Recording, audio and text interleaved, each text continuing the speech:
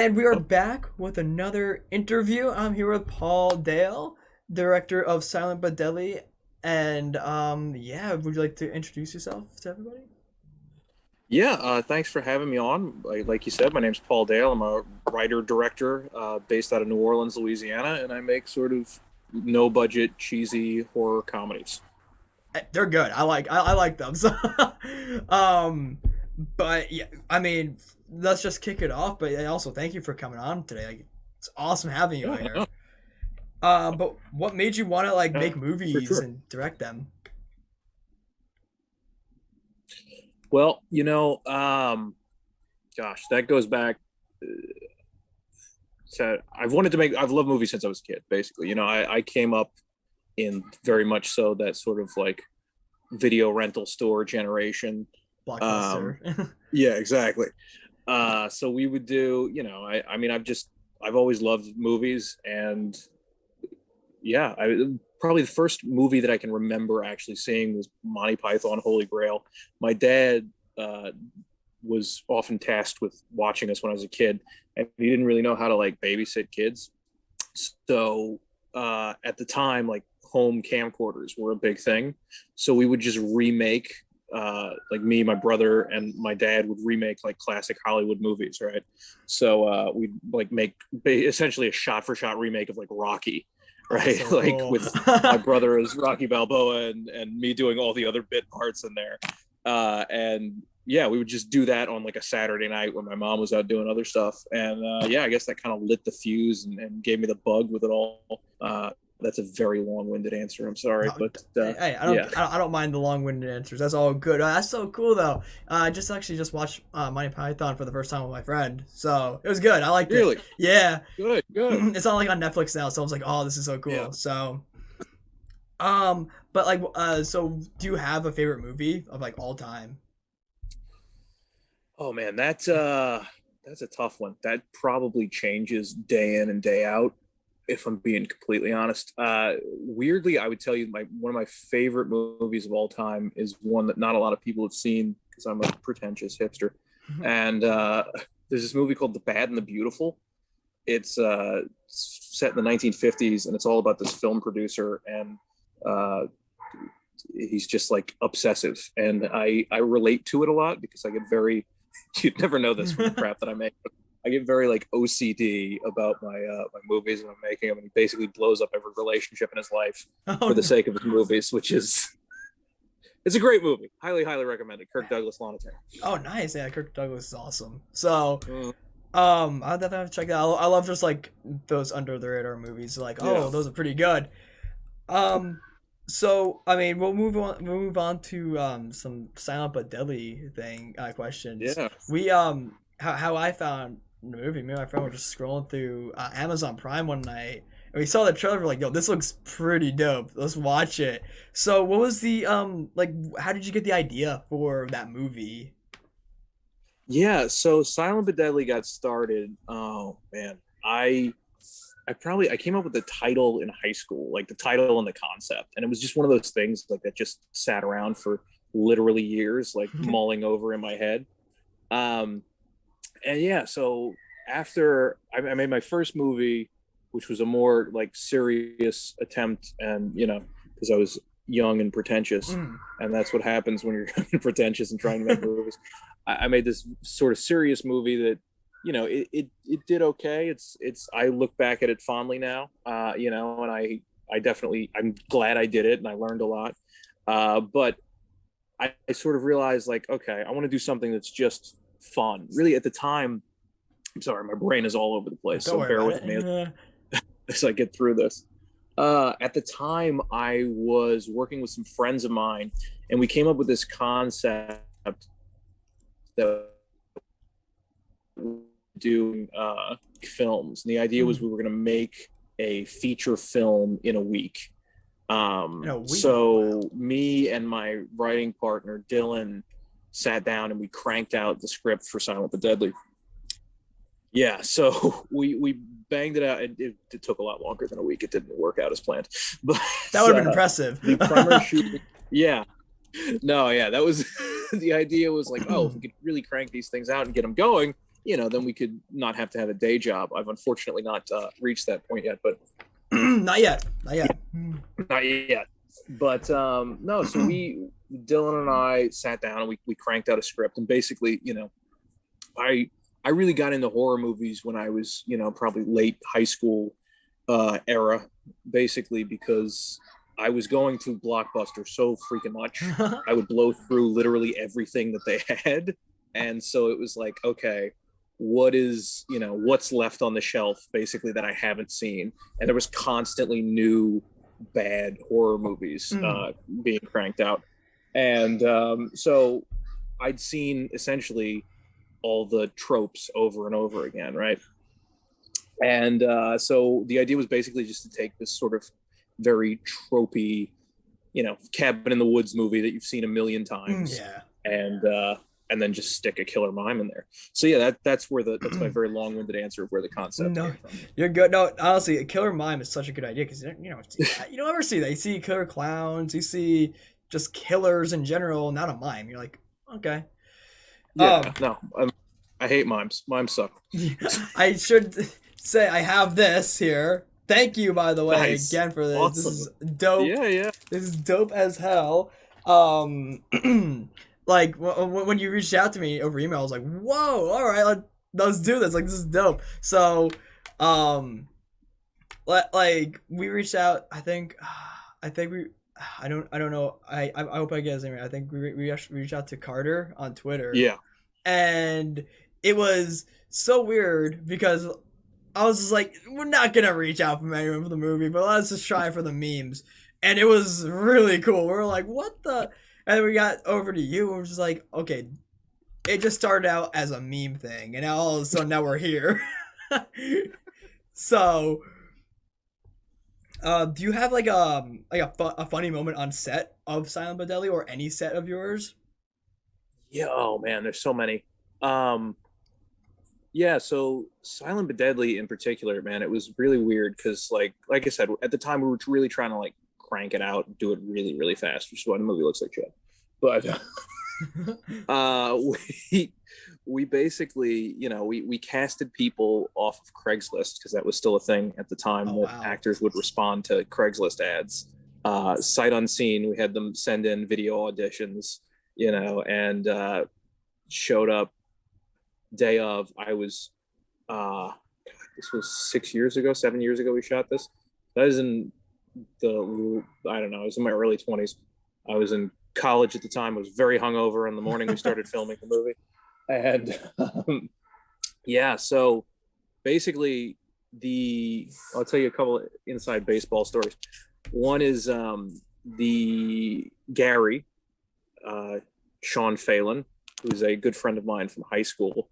We originally, that character was supposed to be an alien. I don't know if you know this or not, but there's this whole subplot that we wrote in there where Gary is, again, he's an alien who is sent there to study human beings, and he has all these interactions where he talks back to the mothership and stuff. And actually all of the like Brock Peterson monologue at the beginning where he's talking through the different characters, that was all supposed to be Gary as well. And it was a great joke. This is like the main thing that I'm angry that we had to cut out of there about Gary being there was this great joke where like Gary's running through everybody, like, and it's just voiceover of him being like, the jock, this, that, and that. And then it cuts and you realize he's just sitting in the back seat talking.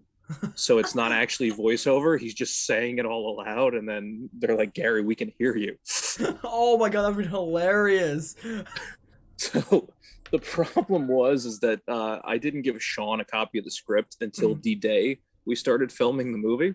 So he couldn't remember any of the lines. And I was like, dude, no, you got to do these long monologues. And so it didn't work out, and I had to cut a bunch of stuff of that. But yeah, so Gary, his alien overlord is named Klandar. And if you watch in the bloopers, there's a couple of instances where there's references to Klandar. We watched those. Yeah. I remember that. Yeah. So, and like Klandar's frequently throwing beer cans at Gary from space. But yeah. So that's one of the big ones. I'll tell you another funny story was Jenny. is her name Jenny? God, I don't even remember now. The one-armed girl. Oh, I think so. I'm not sure. Yeah, I think the character's name is Jenny. The girl with daddy issues. Yeah, She was actually we had a different actress come on the because we shot all the principal photography. We did basically everything with the kids in the woods. I call them kids, but Yeah. all the kids in the cabin in the woods. That was all shot in 3 days.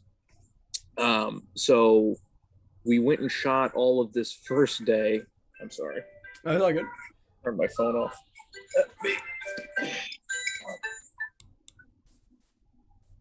My brother has a tendency to call me at the worst times. That's fine. I was standing at a wedding and he called me. I never turn my ringer off because I'm an idiot. Yeah. So anyway, we filmed with this girl and she was really funny, like really did a great job. And then at the end of the first day of filming, her car got a flat tire, and I think she called their parents to tell them like, hey, just so you don't worry, this is where I'm at, this is what I'm doing. I got a flat tire, yada yada.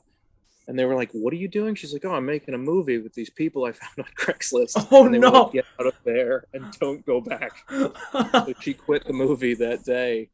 And then in a panic, I went to Manon, who plays Lola. And I was like, do you know any other actress who could just fill in? And she was like, yeah, let me make some calls. So she called, God, I'm blanking on her name. Angel. She called up Angel, and Angel came in the next 2 days, and we filmed all of her stuff in the 2 days. And yeah, she was great. And we wrote in all the bad arm jokes like the night before because you had to. Game. She was like, oh yeah, no, that's funny stuff. Like absolutely do this. I'm gonna move to a spot with more light. Hold on. Oh, yeah. Sorry. That's fine. You would think a filmmaker would be better at doing this, but I'm not. So, yeah. All right. Sorry, this is gonna be a horrible interview. I'm moving around. Ah, don't worry about it. It's fine. It makes it more interesting.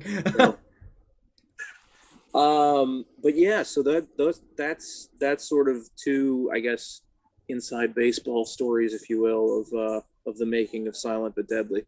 Love that. I mean, I know my one friend who will watch it, she's gonna go crazy over that because she loved that movie. So, next question. So out of all the movies, if you have one, of course, which is the one you had the most fun directing or filming in that?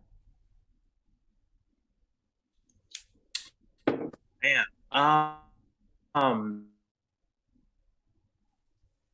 that's a good question. I don't know. I know that, I just finished Sewer Gators, which will be my fourth-ish movie. And that one, probably out of everything I've done, was the most fun to shoot. Oh. What's that? Oh, I said, oh, and I just like, oh. Awesome. Oh, okay. No, you're good. Sorry. I thought the cut out, and I was like, crap. No, man. But hang on, sorry. It's yeah. So that was a lot of fun to shoot because. What was one of your favorite movies that you've directed or you filmed? Yeah. So this most recent one that I did, Sewer Gators, which we just finished shooting, was probably the most fun I've had on a movie set. But that's also, that could just be, my own biases it's the most recent one. So it seems the most fun, but it was a lot of fun because I was able to bring back a lot of people I've worked with in the past. Manon, who was in Silent but Deadly, and Kenny Bello, who was in another movie of mine, Fast Food and Cigarettes. And then Austin Nolte, who plays the Kiss Mime in Silent but Deadly. He comes back. And so it's just, I'm at a point with it, I guess. I've done this enough that I know kind of at this point what I'm looking for and what I'm doing, and that makes it a lot easier to make a film and not totally stress out about it. Having said all that, I've been cutting it like nonstop. So if I look at it again right now, my eyes will bleed. That depends on the quality of the movie. It's just, there's only like, so when I write something, right, I write the joke, right? And I Mm. haha, it's 3 o'clock in the morning, and I'm writing stupid, poop jokes, and laughing at them, and then I rewrite the script like 50 times, and then if the joke works, right, I every time I have to reread the same joke over and over again. So then you get to set, and then somebody actually does the joke, right? So then it's like, oh, that's cool. It's got new life. Now the joke, there it is. There's the joke. And then you got to cut it together. And then every time you watch that scene over and over again, you're hearing the same damn joke over and over again. So like by the time the movie is done, this is not what you asked me at all. I'm sorry. No, it's fine. Don't worry about it. That's cool. I'm cool with that. uh like by the time the movie is done, I'm so sick of myself, I'm so sick of my own jokes that I'm just like, God. So the only things now that like I'll go back and watch any of my movies and like I really enjoy are the things where people just go completely off book and just say random crap. And I'll tell you, one of the funniest people about that is Sean, who plays Gary in Silent but Deadly. He's also in Sewer Gators. Again, he plays the mayor of this small town. Basically, Sewer Gators is essentially Jaws, but you replace the shark with an alligator that comes out of the sewer and eats people while they're sitting on the toilet. Cool.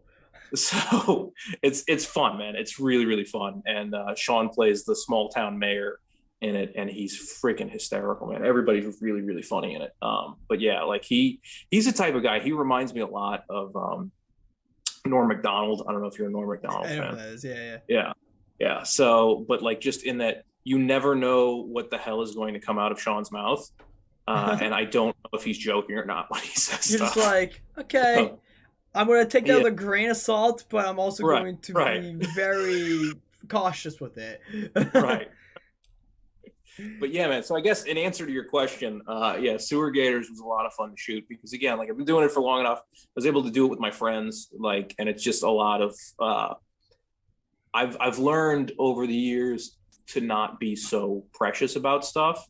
Like when I made my first movie, I was kind of a dictator, like I was 18, 19 when I shot my first film. And it was very much like this was the line that was written, and this is the line, how we've got to do the line, and I think I probably made that set not super fun to be on. And because of that, but over the years, I guess you get more confident and stuff. Like I've learned to sort of let people do their thing and make sure that everybody, because at the end of the day, like everybody who comes onto one of my sets, because we don't have any money, like to a certain extent, they're doing me a favor, right? Like they don't have to give up their weekend to come act like they're getting eaten by an alligator that's coming out of the sewer. Like that's a really dumb thing to want to do. They just want to do it to have fun. Yeah, exactly. So I'm very conscious now, and I've done this on my past couple movies, but it really started with Silent but Deadly, and it's gotten more so as I've progressed. But I'm really conscious now of doing exactly what you're talking about. Like people are there to have fun, like, and it should be fun. I'm not cutting somebody open, doing open heart surgery and like this is life or death. Like we're literally making a dumb movie that hopefully people find funny, and it should be fun because then, worst case scenario, if nobody finds it funny, at least it was an enjoyable couple of weekends we spent shooting the thing. And as long as you guys have fun in a way, that's all that matters. You're just like, absolutely, as an experience, and you get to learn from the experience. Like, okay, you know what? Maybe we don't do this next time or something. Exactly. All right, you really knocked out the other question I had. It was about tell me about your new movie. So I mean that that's fine with me. That's cool. But is there, like, if you can say, do you have like a time frame when you are going to release it, or? So we did a sort of soft release, would be the best way I could explain it. We went to this convention in Orlando, Sean and I did, and we did some sort of a physical media thing. So it's kind of a little released. We're doing a remix on the sound right now, and we're going to be putting it up for wide release in the next few months. I don't know when exactly yet, but yeah, it should be soonish. And yeah, if you like Silent but Deadly, I think you'll really like this one. Oh, 100%. We're definitely gonna have to watch that. It's gonna be awesome. Yeah. For sure, man. For sure. No, I'm very excited for that. Good deal. So is there like any like dream actors or actresses you would love just to work with, and just in general? Oh yeah. Anyone, anyone who is willing to put up with my crap, you know. No, dude, you know what I love is God, I love so many people. It's a problem, but recently Nick Cage, like I would love to work with Nick Cage. There's this great thing. I don't know. Are you like Nick Cage? Yeah, I love Or, Nick Cage. He's awesome. Yeah. all right, yeah. Dude, I watched this great YouTube video. It's like 3.5 hours long of this guy. It was called "In Defense of Nick Cage." Mhm. I highly recommend it. I'm gonna plug a different YouTube That's fine. video, but no, man, it's just like he's just I mean, he's a wild man, but he makes me laugh a lot. I He's really awesome. like, yeah, dude. I will say, like in my experience, I've been around enough and met enough people to know that like there's a lot of people who start to buy their own bullshit. I don't know if I'm sorry if I'm No, cursing. don't worry about cursing. Yeah, you're good. Okay. I don't care. All right. So there's a lot of people like you meet who sort of start to buy their own bullshit. I think it's hard not to, like our I think our generation, I'm assuming you're close in age to me. I don't know how old. No, I'm 21, so. Okay, so I got a decade on you. But so like my generation then was really, I think, the first to come up kind of with sort of that experience of like you see this with people with social media, right? Like everybody's thing is out there now. Yeah. And I think a lot of celebrities, like when you got that level of attention, basically, like people start to and people tell you you're great, yada yada yada. I think there's a lot of people who, like I said, buy their own bullshit. So I wouldn't want to work with anybody like that. And there are a few who I've met over the years, who I won't name names, but who are not nice people. Yeah, no, I know that. Yeah, I know from experience. From it's the same thing with like YouTube and Twitch. You meet these people and like, hey, they're cool at first, but as soon as like they get some sort of like little like fame there, they just do the 180, and you're just like, okay, cool. Like, all right, whatever, cool, whatever, cool. Have a nice life, I guess. That's what. Yeah. So I mean, I like people who like are just. Again, it's one of these things that it's about. I would want to work with anybody who would, who is down for having a good time with it and not taking it too seriously. Because again, I don't think it's super serious. Most of the people I want to work with, honestly, are dead, which is unfortunate. Oh, dang. Dude, Philip Seymour Hoffman. Oh, GOAT. man. Dude, that one Great makes me sad. Great actor. Great actor. Not traditionally known for being an actor, but Meatloaf was the that was dude. recent. That was very recent. Yeah, love Meatloaf. Yeah, man. I love Kate Blanchett too. I don't know. She's good, yeah. Yeah. Like I said, I like a lot of actors. Oh, you know what? I would love Bruce Campbell. Oh, Bruce Campbell's awesome. Yeah, no. Yeah.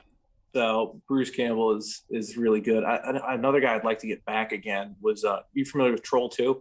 Troll 2. I feel like I heard of that before. Yeah. Okay.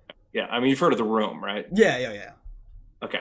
So like Troll 2 is in that realm of like just a really so bad it's good movie. Oh, okay. Yeah, and it was it had its moment sort of, I don't know, probably 10-15 years ago. It got really popular for a minute. They made a documentary about it called Best Worst Movie. And I think you would dig Troll 2.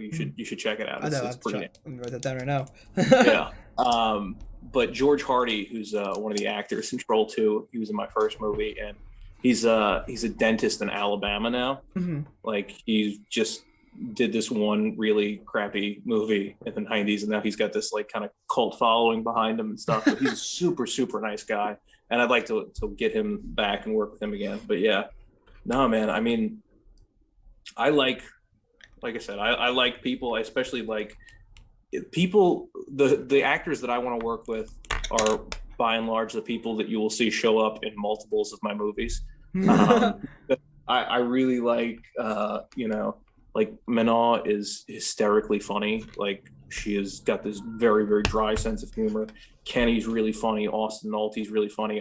So I like all these people I've worked with over the years. Like we've become good friends, and I like working with the people who are my friends, right? Because again, you're on set for like 12 hours at a time, and even on these freaking crappy movies. And the big difference between like this one and, you know, a Hollywood movie is craft services is better on the Hollywood movie. Yeah. So, you know, we have beer. So that helps. And plus, you're working yeah. with all your friends for your Yeah, movie, so you're like, you know, it's yeah, a big hangout session. You're doing work. Yeah. Exactly. Dude, like really what I think it is like everything I do, and I think this is true for a lot of people, is I'm constantly trying to get back to that thing I was telling you about earlier, where like it was me, my dad, my brother running around with a VHS camcorder, like because that was so fun and it didn't matter, right? It didn't matter, just fun. So like to me, and I did that all throughout high school and everything. Like to me, that's what I want out of making these movies. Like, and I hope that when people watch these movies, that's kind of the experience. And I can't speak to that obviously because I'm too deep in it, but I mean I got to meet you out, which is cool, man. So I feel like 100%. my hope is that it's like, you know, the movie feels, when we're shooting the movie, I want it to feel like, hey, we're having fun, we're having a good time, you know, having fun. And I hope the experience of watching these movies is the same thing of like, you know. No, like I love watching movies with my friends and stuff because most of my friends, they actually live across like the country, so I mean we're all watching them on Discord here, and we're just like, and it's just so much fun. We get talking about the movie, and it's a good old time to spend time with your friends. And like for sure, you're right, because if you're doing something that you enjoy but you're not having fun with it, then do you really enjoy it? Right. But if you're having fun with it and you're like, you know what, we can take it seriously, but we can also not take it seriously and have a blast with it. That is the line of work that you want to go into. It's just like, you know what, you can have your serious moments and then your fun moments. It's like the same thing with, you know, YouTube and streaming and all that. Like, it's all like that. Yeah, for sure, man, for sure. So of course, is there any upcoming projects you have or have ideas of after Sewer Gators, of course? Yeah. So one of the things that, you know, after making Sewer Gators, really before Sewer Gators, I wrote the script for like 2 years ago, and then, you know, the COVID stuff happened, so it kind of got shelved for a while. But basically, I got to the point where I'd been working on this. Sorry, every question you ask me, I'm going to go on a tangent. Oh, don't worry about it. You're good. Okay. So I've been working on for the past couple of years this true crime reality series that I'm trying to get made. Because in spite of, you know, the crappy movies I make, I do work in the actual realm of movies and TV too. So I essentially been bogged down with that for like 2 years, and then I realized, like, man, I haven't made a movie in a while. I need to get, the way I explain it to my wife, and she hates this explanation, but it's the one that I have, is it's sort of like being a drug addict. Like if I go too long without making a movie, I start to get antsy, and that's fair. You know, I need my fix. I feel that with like YouTube or like Twitch. Like if I don't stream for a long time, I'm just like, I gotta do this. I gotta go. I gotta get back into it. Gotta get it out. Yeah, gotta get back into it. Yeah. So I wound up pulling out the script for Sewer Gators and being like, all right, I'm just gonna make this, right. And it was a lot less silly. Originally, it was sort of written more as like a Sci-Fi Channel original movie, which I know that's ironic to say that that's less silly, but you know, it's less joke heavy. But and I've been talking to some producers in LA literally November, right before COVID started, and we were going to make it going in that direction. And then it, you know, like I said, all that stuff just kind of happened. So anyway, it really kind of, I've started to take away. I was like, man, I need to just make these things and start cranking them and turning them out. And there's a company in the 70s called Hammer that made horror movies. And one of the things that Hammer would do is they would shoot like a Dracula movie and a Frankenstein movie, and they would shoot them at the exact same time, and they would use the same sets, the same cast, and the same crew. So one of the things that we've been talking about recently is doing movies sort of in that vein as a way to be able to make more stuff, you know, same cast, same, yeah, I mean, perfect. Yeah, Yeah. I mean, because honestly, I use pretty much the same cast and crew anyway. Like, and it's Perfect. Like they're there for so you, and like right. they want to do it, so it's like just go. So let's do two for one, basically. So that's, I think, moving forward this year, we're going to try to do a few more like that. We didn't do it with sewer gators, but yeah. So in the pipeline, to get back to the actual question, there is. I've got about half of a script right now for a movie that's going to be called When Igor Met Sally. Okay. So basically, it's Frankenstein's assistant Igor, the hunchback guy, and he can't find work because Dr. Frankenstein has been killed by the villagers in the town, and the creature is dead. And, No one wants to hire him. right, exactly. So he ultimately decides, screw this. I'm just gonna do what I was good at, and I'm gonna go back and make another creature.